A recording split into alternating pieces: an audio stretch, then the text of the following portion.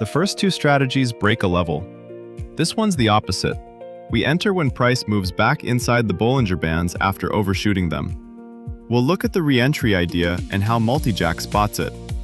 The first two chase strength. Price breaks out, we follow. Bollinger Reversal chases excess. Price overshoots, and we bet it comes back.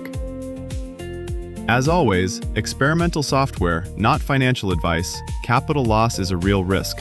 Backtest and live aren't the same thing.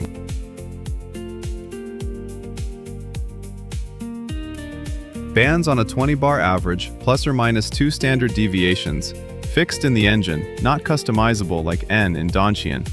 In sideways markets, price often overshoots the bands and comes back. We're not chasing the break, we're waiting for the overshoot and the reversal. It's Donchian flipped.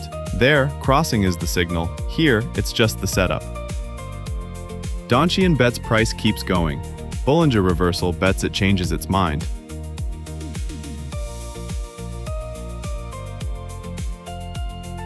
It needs confirmation on 2 closed bars. One closes outside the band, the next closes back inside.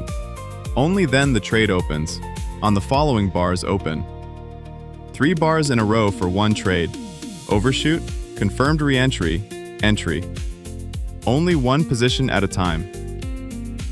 It's not enough to leave and come back. The bot needs the re-entry confirmed on a closed bar before it moves.